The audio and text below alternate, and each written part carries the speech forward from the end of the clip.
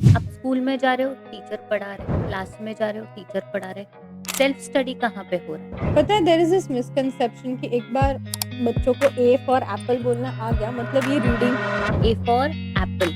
ये हमेशा ऐसे क्यों होता है कि ए बोलते तो एप्पल ही आता है, अगर हम ए बोलते तो एलमन, एलिगेटर, ये चीजें क्यों नहीं आती? नहीं आती राइट। तो that is one of the concerns कि हम बहुत ही एक मोनोटोनस माइंडसेट में हैं, जहाँ पे ए फॉर एप्पल और बी फॉर बॉल ही होता है। 2 years is the best age to start from. Okay, but क्या ये बच्चे रिसीव कर पाते हैं? मतलब जैसे अगर आप कुछ इंस्ट्रक्शन दे तो क्या वो समझ पाते हैं?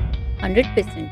तो late me give an example. जैसे स्पेलिंग लर्न करने के लिए उसके कुछ रूल्स होते हैं, तो बच्चों का भी एक माइंडसेट होता है। आप पढ़ाई के लिए लेके बैठो, वो बोलेंगे मम्मा भूख लगी है, मम्मा सुसु जाना है।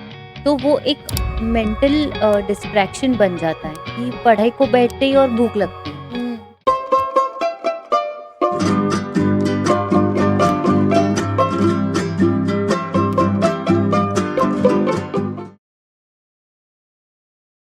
आज का एपिसोड हर पेरेंट, टीचर और एजुकेशन को लेकर कंसर्न इंसान के लिए बहुत ही इंटरेस्टिंग होने वाला है। हमारे साथ है ध्रुवी कपाड़िया, को फाउंडर ऑफ फोनिक्स वर्ल्ड, एक ऐसी इनिशिएटिव जो दो सिस्टर्स के विजन से शुरू हुई है। एक सिंपल मिशन के साथ लर्निंग को हर बच्चे के लिए इजी, एंजॉयबल और एक्सेसिबल बनाना। हम सब जानते हैं कि रीडिंग सिर्फ एक स्किल नहीं, बल्कि हर सब्जेक्ट और हर लर्निंग जर्नी की फाउंडेशन है। जब एक बच्चा कॉन्फिडेंटली पढ़ सकता है, तब उसके लिए नॉलेज की दुनिया के नए दरवाजे खुल जाते हैं। लेकिन आज भी बहुत से बच्चे स्कूल जाने के बाद भी रीडिंग और कॉम्प्रिहेंशन में स्ट्रगल कर रहे हैं। आज हम बात करेंगे कि हर बच्चा अलग तरीके से क्यों सीखता है, लर्निंग को इफेक्टिव और एंजॉयबल कैसे बनाया जा सकता है, एजुकेशन प्रोग्राम्स को बच्चों के डेवलपमेंट में क्या रोल है, national education policy NEP education को किस तरह रीशेप कर रही है, और पेरेंट्स अपने बच्चों की लर्निंग जर्नी में कैसे बेटर सपोर्ट कर सकते हैं। तो अगर आप पेरेंट है, टीचर है या एजुकेशन और लर्निंग के फ्यूचर को समझना चाहते हैं, तो ये कॉन्वर्जेशन आप बिल्कुल मिस मत करना। Let's welcome Dhruvi Kapadia. Hi. Hello.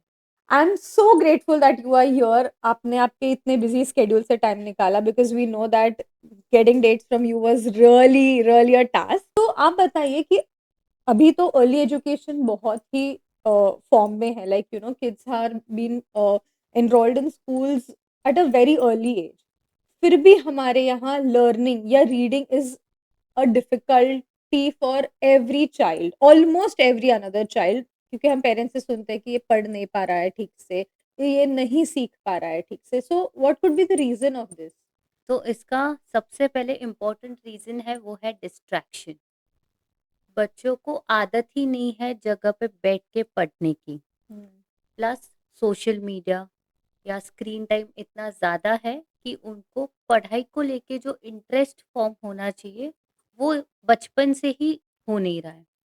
Secondly the thing is practice. अगर वो कुछ सीख भी रहे हैं, तो उसके रिलेटेड उसकी प्रैक्टिस हो ही नहीं रही है। आप स्कूल में जा रहे हो, टीचर पढ़ा रहे, क्लास में जा रहे हो, टीचर पढ़ा रहे, सेल्फ स्टडी कहाँ पे हो रहा है? अगर किसी भी बच्चे को इंडिपेंडेंट रीडर या राइटर कन्वर्ट करना है, तो उसके लिए आपको पहले सेल्फ लर्नर बनना पड़ेगा। तो ही आप उसके बाद उसके ऊपर एक्सपर्टीज ला सकते हो। सो that is the most important gap what I feel, कि बच्चे उसकी वजह से सीख नहीं रहे हैं।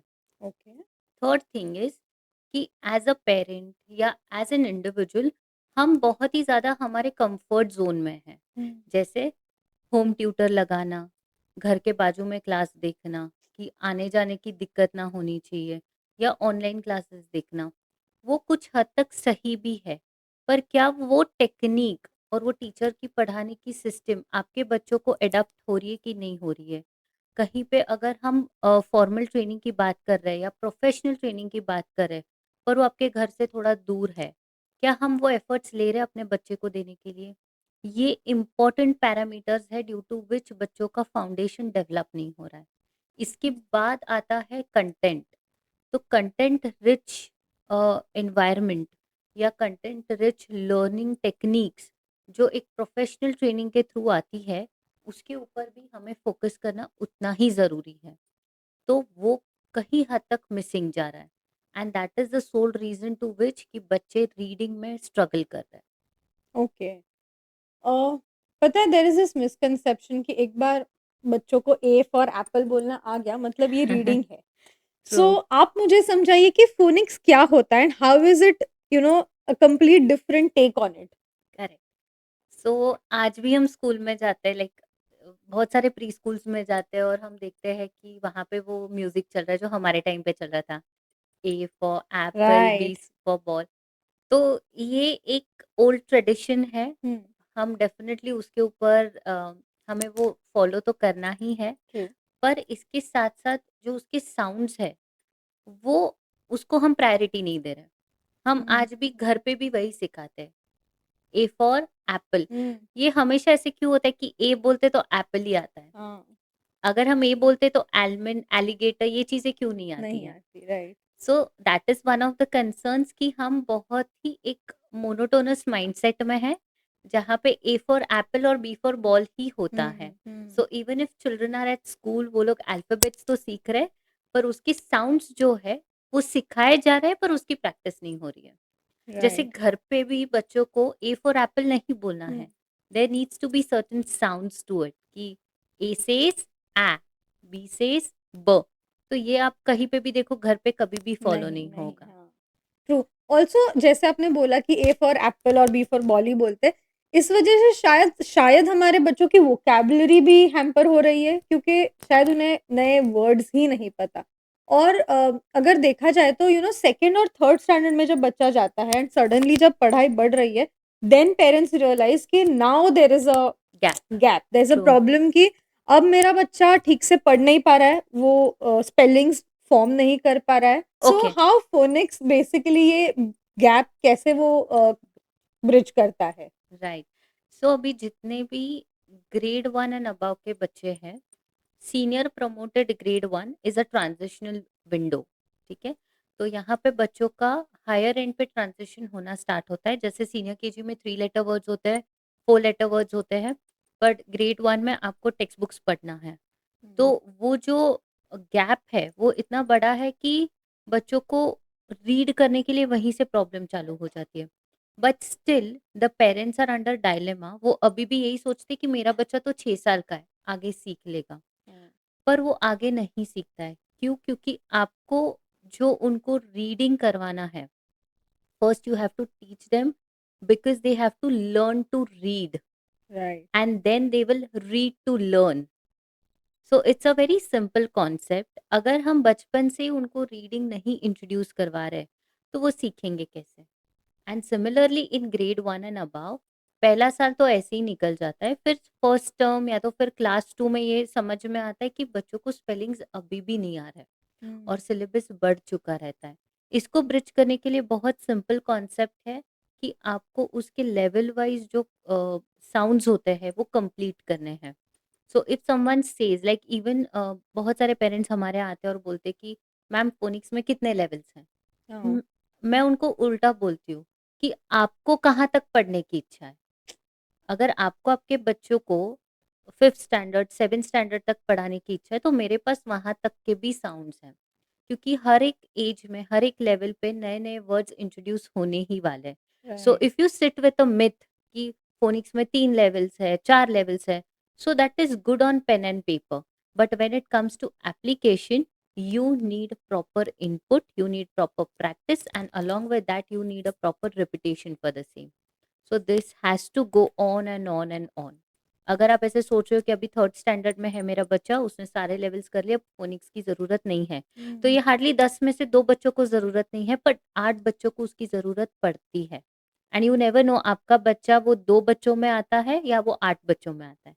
फिर वापस वही होगा कि 1 साल आपको ग्रेड्स अच्छे मिल जाएंगे, 1 साल के बाद वापस वो एक ड्रॉप डाउन दिखने ही वाला है। ओह! ओके। आप जो इंस्टीट्यूट चला रहे हैं, how is that different from a regular phonics class? क्योंकि मेरे जानकारी में जो मुझे पता है आजकल we get phonics tuitions every everywhere. Everywhere, मतलब हर थोड़े सोसाइटीज़ में भी आजकल लोग घर पे भी ले रहे हैं।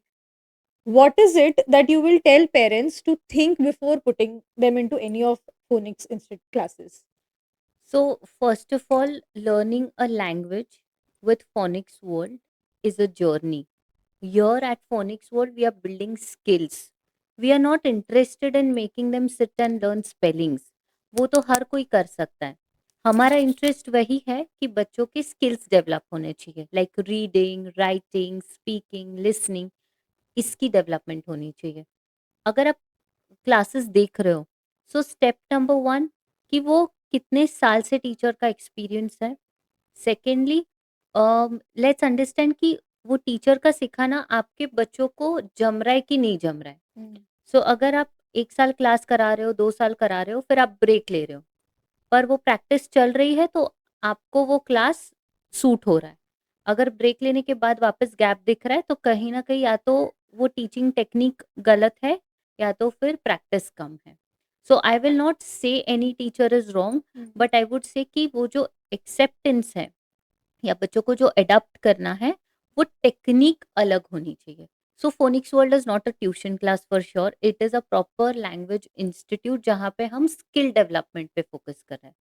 So once your child knows what to read, that is fine. But I am more interested in how to read. Nice, wow, okay. तो आप हमें बताइए कि फ़ोनिक्स किस एज में इंट्रोड्यूस करना सही है? So हम लोग phonics स्टार्ट करते हैं एट द एज ऑफ 2.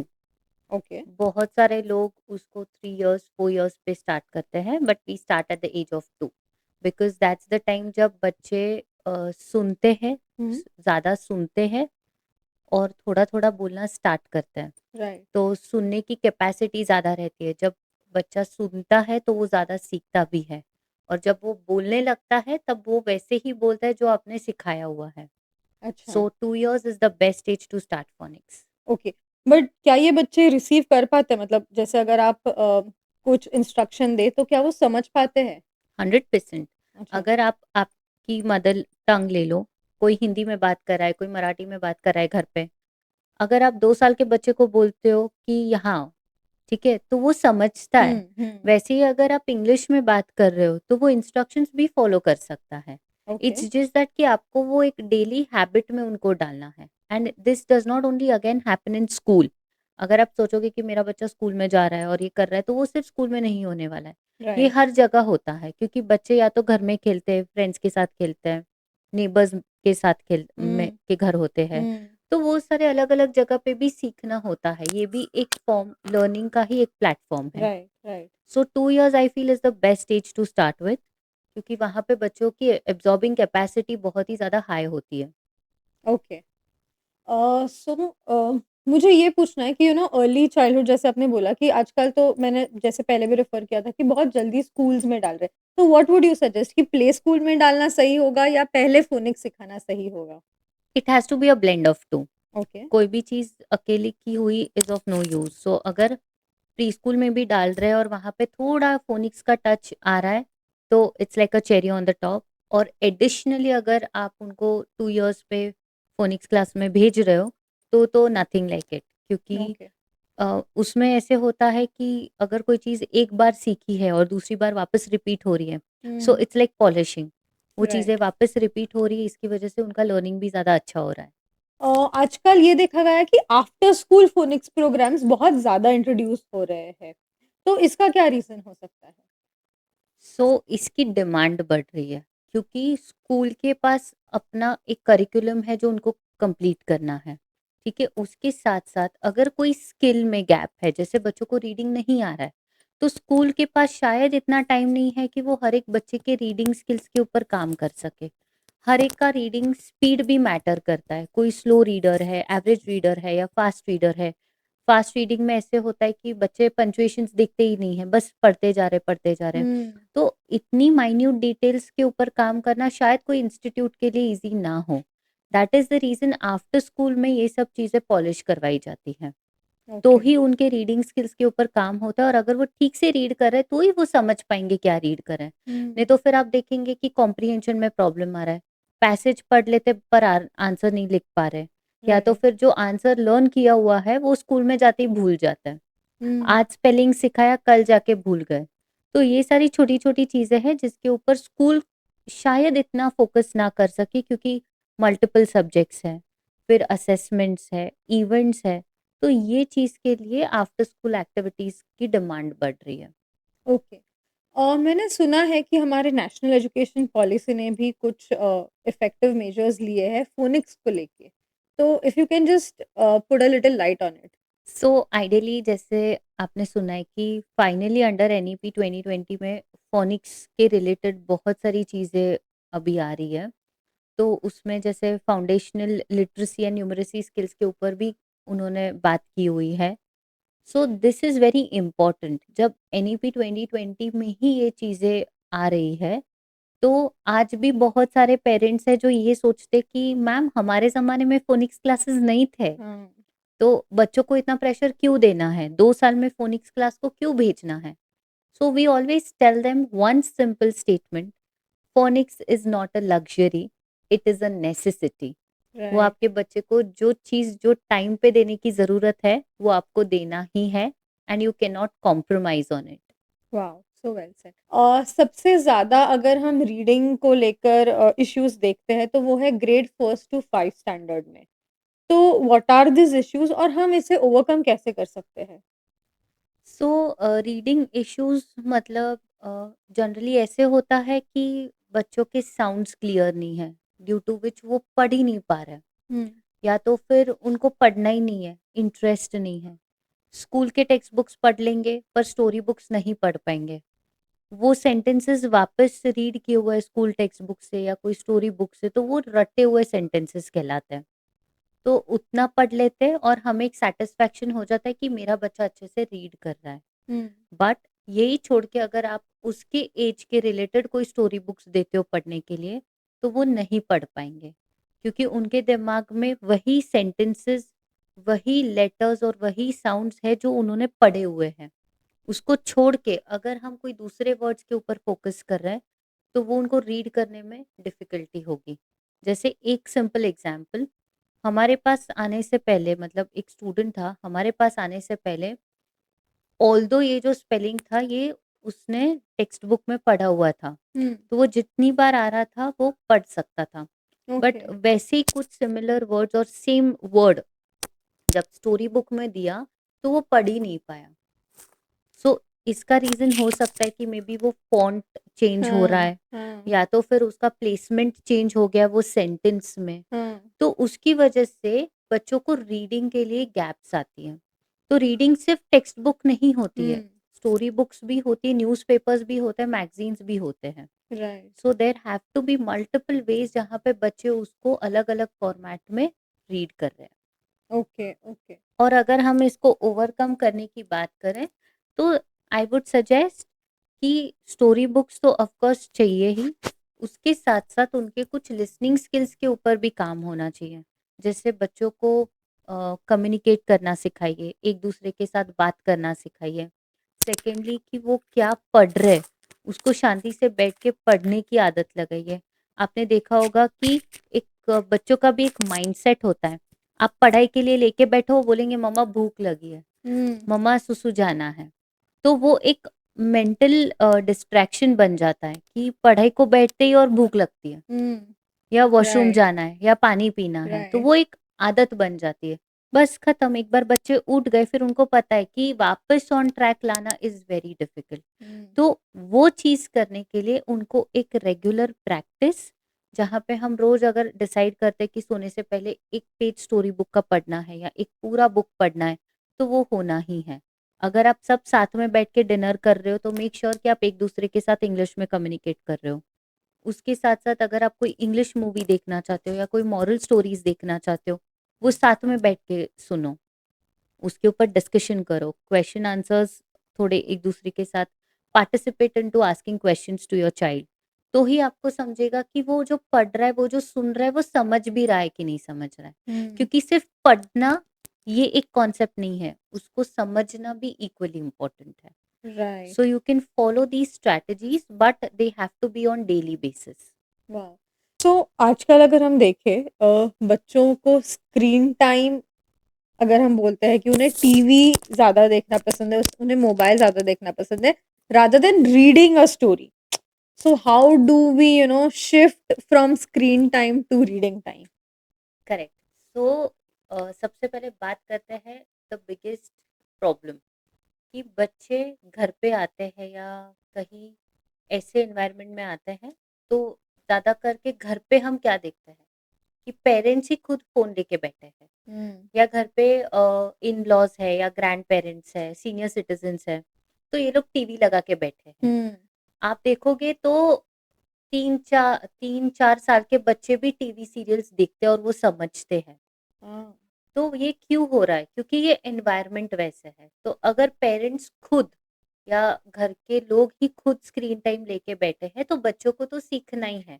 तो अगर आप कोई 2 साल का बच्चा या 1.5 साल का भी बच्चा देखो, तो उसको समझ में आता है कि ये मोबाइल है, और हुँ, जब तक आप उसको मोबाइल नहीं दोगे, वो खाना नहीं खाएगा, या तो हाँ, फिर वो हाँ, शांति से बैठेगा नहीं। राइट, अगर न्यूक्लियर फैमिलीज़ भी है, तो आप क्या करोगे? ठीक है बाबा, तू ये फ़ोन ले ले, शांति से बैठ, मुझे काम करने दे। हुँ, तो ये सबसे बड़ा प्रॉब्लम है, इससे पहले हटाना है। देखो, कोई भी चीज़ डायरेक्ट बंद नहीं कर सकते, इसको कम करनी पड़ेगी। So maybe you can replace the screen time with some activities, या तो आप घर के जो फैमिली मेंबर्स हैं, उनको बैठ के उनके साथ कोई एक्टिविटीज़ करा सकते हो, या तो वंस इन अ वीक का स्क्रीन टाइम डाल सकते हो कि सिर्फ हुँ, संडे को 10 मिनट में आपको मोबाइल यूज हुँ, करने के लिए परमिशन देने वाले हैं। या तो फिर आप ऐसे कर सकते हो कि बेड टाइम स्टोरीज कन्वर्ट कर सकते हो कि स्क्रोलिंग के जगह पे हम रीडिंग करेंगे। या तो फिर अगर खाना खाते वक्त आप प्लान कर रहे हो, तो 10 मिनट ही स्क्रीन टाइम दो, बाकी के 10 मिनट आप थोड़ा फैमिली टाइम स्पेंड करो। हुँ, ये अलग अलग वेरिएशंस के थ्रू आप उनका स्क्रीन टाइम कम कर सकते हो, क्योंकि उसके आफ्टर इफेक्ट्स भी काफी ज्यादा रहते हैं। जैसे आप देखोगे, बच्चा खाना खा रहा है पर उसको पता ही नहीं कि उसने कितना खाया है। हुँ, एक की जगह पे 2 चपाती खा ली उसने, बट लेटर खाना खाने के बाद वो समझ में आता है कि वो बहुत ही ज़्यादा हो गया। तो वो समझना चाहिए कि वो मीठा खा रहा है, तीखा खा रहा है, कम खा रहा है, ज़्यादा खा रहा है। ये भी चीज़ें समझनी इम्पोर्टेंट है। Hmm, hmm, so this you can replace it likewise कि आप स्क्रीन टाइम कम कर दो, बंद मत करो बट कम करो। या तो फिर बच्चों को थोड़ा एक्टिविटी कलरिंग करने दो, बात करने दो। ये करते-करते आप उनके स्क्रीन टाइम को कम कर सकते हो। और अगर रीडिंग डेवलप करना है, तो आई वुड सजेस्ट कि आप बच्चों को एवरी वीकेंड्स कोई कैफ़े लेके जाओ, जहाँ पे रीडिंग कॉर्नर हो, लाइब्रेरी लेके जाओ, क्रॉसवर्ड लेके जाओ, और वहाँ पे बैठ के 1 घंटा टाइम स्पेंड करो। मे बी पहले महीने में आपको कोई रिजल्ट्स नहीं दिखेंगे, but second and the third month बच्चा खुद आके बोलेगा कि मम्मा मुझे वहाँ पे जाना है।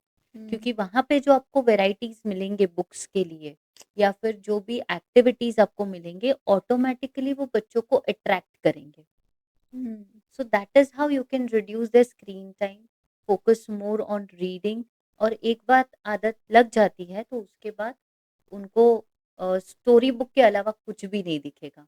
सो hmm, again I have one of my student कि मैंने देखा हुआ है, हम लोग रेस्टोरेंट में we just bumped into each other, और वो वहां पे बैठ के भी स्टोरी बुक रीड कर रहा था। तो हुँ, वो वेटिंग टाइम में भी इट वाज़न्ट लाइक कि हाँ मम्मा फोन चाहिए, पर वो हाँ, बैठ के स्टोरी बुक रीड कर रहा था, और वो मैंने खुद ने देखा है। सो आई फेल्ट सो हैप्पी कि ये चीजें पॉसिबल है है, if you put it into your habit. Right. So Phonics World कैसे बाकी इंस्टीट्यूट से डिफरेंट है? तो फोनिक्स वर्ल्ड, जैसे मैंने बोला, ये ट्यूशन क्लास नहीं है। It is an institute, an entity who works on developing their skills. So अगर फोनिक्स वर्ल्ड की बात करें, तो हम हर एक स्टूडेंट के लर्निंग टेंडेंसीज पे हम हमारे प्रोग्राम्स को डिजाइन करते हैं। So it's a very much personalized program, or you can say it's purely customized depending upon what the child needs. अगर हम सेम कॉन्सेप्ट हर एक बच्चे के ऊपर अप्लाई करेंगे, तो वो पॉसिबल नहीं होता है। हमारे जो टेक्निक्स होते हैं सिखाने के, वो ट्रेडिशनल भी है और प्लेवे मेथड भी है। तो अगर हम बोर्ड्स भी यूज करें, तो वी मेक श्योर कि हम उनको ई लर्निंग भी फॉर्मेट्स यूज करें उनको सिखाने। तो phoenix world hmm, is not an institute, phoenix world ये क्लासेस नहीं है, ये एक इंस्टीट्यूट है जहाँ पे हम उनके स्किल्स को डेवलप करते हैं। सो अगर सिखाने की बात आती है, तो हम हर एक स्किल वही फैशन में हर एक बच्चे को नहीं सिखा सकते हैं, बिकॉज हर एक चाइल्ड अलग है, हर एक हुँ, चाइल्ड की सीखने की पैटर्न अलग है। तो बच्चों के लिए हम क्या करते हैं, हम प्रोग्राम को मैनिपुलेट करते हैं। हम उनको कस्टमाइज़ करते हैं और वही फॉर्मेट में सिखाते हैं जो फॉर्मेट में बच्चे सीखते हैं। काफ़ी एडीएचडी वाले भी बच्चे हमारे पास आते हैं, जो हाइपर एक्टिव है वो भी आते हैं, तो उनको सिखाने के लिए हमारे पास हमारे अलग टेक्निक्स हैं। जो रेगुलर स्टूडेंट्स हैं उनको शायद उनको राइटिंग के रिलेटेड इश्यूज़ हैं, but they are very good readers. पढ़ना आ रहा है पर राइटिंग नहीं आ रहा है, उनके लिए अलग प्रोग्राम है। तो हम बच्चों के नीड के हिसाब से लेवल को मैनिपुलेट करते हैं। उसकी वजह से हमारा जो आउटपुट है वो 100% प्रूवन है। तो आप कोई भी पेरेंट को पूछ लो, कोई भी अ, या एक्स पेरेंट से भी अगर आप पूछेंगे तो वो आपको वही बोलेंगे कि ये जो प्रोग्राम है ये 100% प्रूवन है, बट आपको थोड़ा टाइम देना है। हुँ, क्योंकि हम सिखा तो देंगे बट बच्चे को वो सीखने के लिए टाइम देना पड़ेगा। राइट। सेकेंडली, कि हमारी ये जो सर्विसेज है, जैसे हम ऑनलाइन भी सिखाते हैं ऑफलाइन भी सिखाते हैं, तो ऑनलाइन में भी 100% आउटपुट है, क्योंकि हमारे लेक्चर्स जो है वो एक क्रोनोलॉजिकल ऑर्डर में लगे हुए हैं। तो हमें पता है कि ये पर्टिकुलर साउंड के बाद हमें ये करवाना है और इसका ये आउटपुट है। सो पेरेंट्स के लिए भी ये इतना ट्रांसपेरेंट है, इतना क्लियर है कि अगर आप घर पे बैठ के भी फोनिक्स करवाना चाहते हो तो आपको पूरा लर्निंग मटेरियल के साथ, हमारे लाइव टीचर्स के साथ आपको सारे सर्विसेज एट होम मिल सकते हैं। Okay, wow that's amazing. Yes. So मुझे ना पूछना था लाइक अ क्विक टिप कि बच्चे ना ऐसे होता है कि मैं बच्चे अभी तो लर्न कर लेते हैं, उन्हें अभी याद है, बट स्कूल जाके वो स्पेलिंग्स भूल जाते हैं। तो उनके लिए आप कुछ बता सकते हैं वो क्या कर सकते हैं? ऑफ कोर्स, जैसे स्पेलिंग रूल्स ये काफ़ी इंटरेस्टिंग कॉन्सेप्ट है। तो अगर आप राइट एज पे उसको इंट्रोड्यूस करते हो तो स्पेलिंग्स लर्न करना is very easy. So let me give an example. जैसे स्पेलिंग्स लर्न करने के लिए उसके कुछ रूल्स होते हैं। हुँ, तो ये रूल्स अगर आप थेरोटिकल फॉर्मेट में सिखा रहे हो तो वो आज सीखेंगे कल भूलने वाले, जैसे ही आपने स्पेलिंग सीखे। Maybe the word is ball, B A double L ball, B A double L ball. Hmm, पर अगर इसको हम स्पेलिंग रूल्स के थ्रू सिखाते हैं तो ये एक ही फॉर्मेट में, एक ही फॉर्म में ये बच्चे सीख जाते हैं। Now let me ask you one question. अगर मैं आपको एक स्पेलिंग देती हूँ बैटिंग, हुँ। तो इसका स्पेलिंग क्या होगा? BATTING, ठीक है। सेइंग। SAYING। ठीक है। तो बैटिंग में डबल टी क्यों है और सेइंग में सिंगल वाई क्यों है? Hmm, no idea. Okay, let me give you an example. जितने भी वर्ड्स हुँ, जो बेस वर्ड्स होते हैं वो डब्ल्यू एक्स वाई और जेड में आ रहे हैं, उसको हुँ, डबल नहीं करना। अच्छा, okay, so let's say for example wax, wax, waxing. तो WAXING।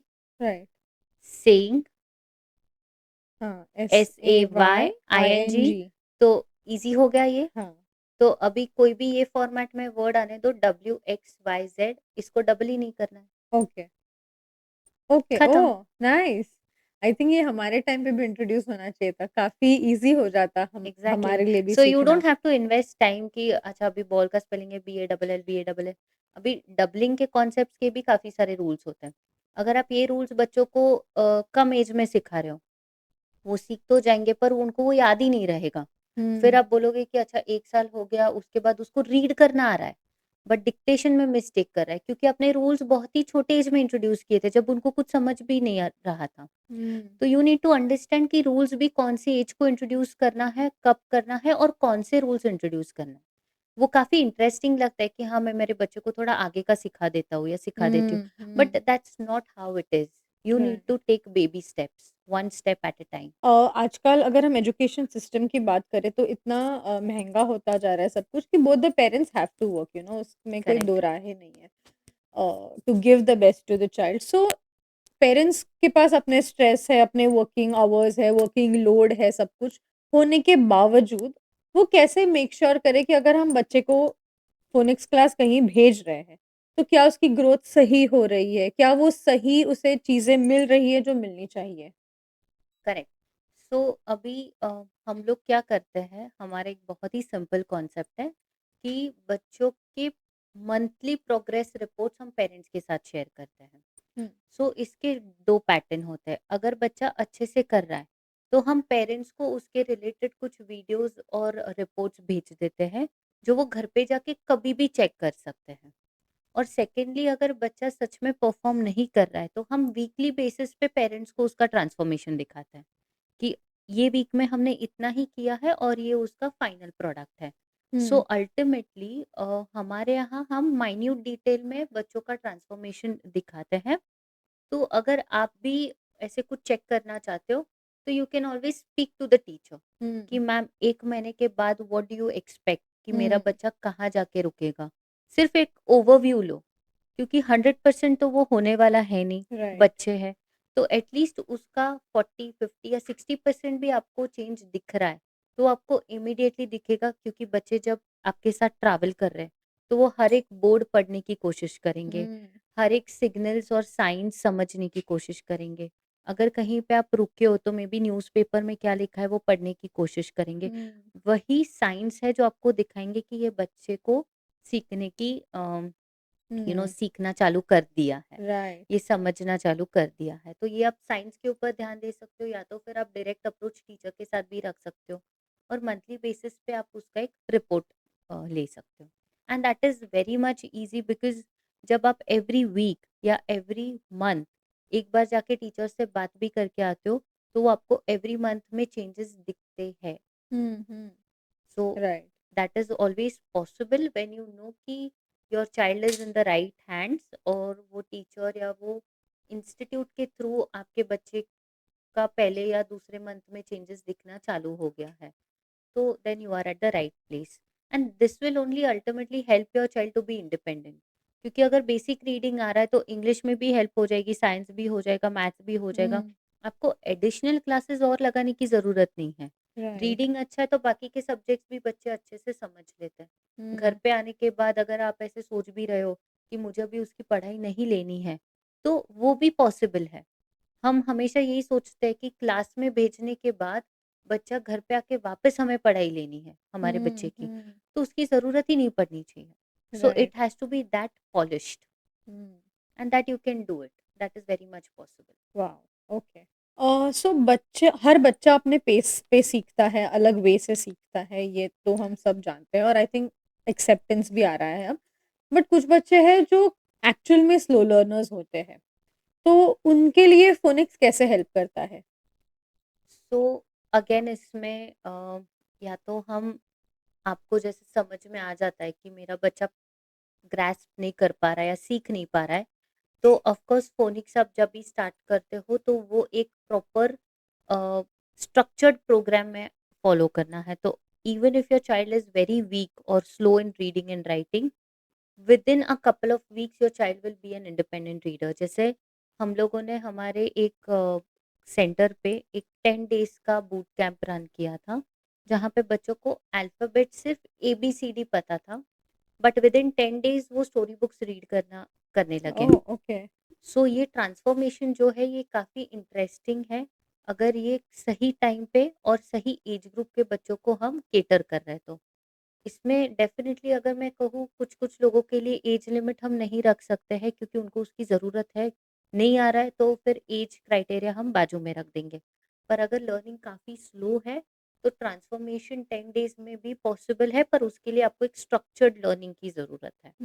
और फ़ोनिक्स मतलब हमारे क्लास में फ़ोनिक्स वर्ल्ड में जो टीचर्स हैं, ये सारे 4-4 5-5 साल पुराने हैं। So they are highly qualified, they are trained as well और हर एक स्टूडेंट के केस स्टडी के हिसाब से उनको वो प्रोग्राम कैसे देना है, उसके ऊपर उनको हाईएस्ट नॉलेज है।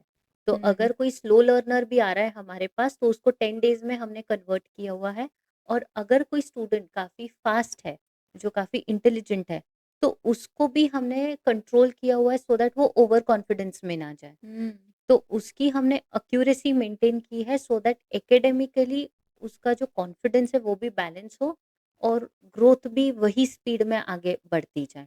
नहीं तो ऐसे हो जाता है कि बच्चे को आ रहा है और स्कूल में जाके बहुत सारे मिस्टेक्स करके आ गए, हाँ। सिली मिस्टेक्स करके आ गए। तो ये काफ़ी ईज़ी है, इतना डिफ़िकल्ट है नहीं जो लगता है, पर एक स्ट्रक्चर्ड लर्निंग होगा तो 100% possible. Very insightful session actually.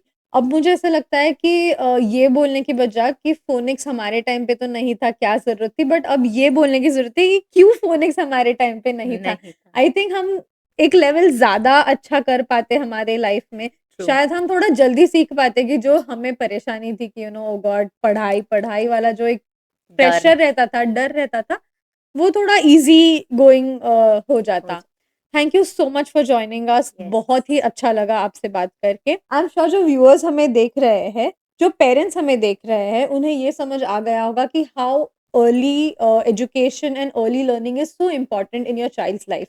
ये फ़ोनिक्स क्लास लगाना कोई आपके लिए कि ये नहीं कि आपने पैसा खर्चा कर लिया, it's an investment that you are putting in your own child कि उसका फ्यूचर अच्छा हो। अगर ये पॉडकास्ट देखने के बाद आपके लिए भी एक आई ओपनर हो और आप अपने बच्चों में कोई इश्यूज़ देख रहे हो रीडिंग और राइटिंग के रिलेटेड, तो डेफ़िनेटली हमारे कमेंट बॉक्स में वो क्वेश्चन डालिए। हम उसका आंसर ध्रुवी से फाइंड आउट करके definitely we will come back to you with the next podcast. और इसके अलावा आप फ़ोनिक्स वर्ल्ड पुणे को भी फ़ॉलो कर सकते हैं। उनके काफ़ी अच्छे-अच्छे रील्स हैं जो आप देख सकते हैं और समझ सकते हैं। तो प्लीज़ ऐसे कंटेंट के लिए हमें लाइक, शेयर और फ़ॉलो कीजिए। हमारे चैनल को सब्सक्राइब कीजिए और इस कंटेंट के, इस पॉडकास्ट के काफ़ी छोटे-छोटे वीडियोज़ जो आप आराम से स्वाइप कर के देख सकें पर आपके दिमाग में जो फिट हो जाए, ऐसी रील्स हम हमारे इंस्टाग्राम पेज पे डालेंगे। तो प्लीज़ हमारा इंस्टाग्राम पेज भी लाइक, शेयर और फ़ॉलो कीजिए। Thank you so much.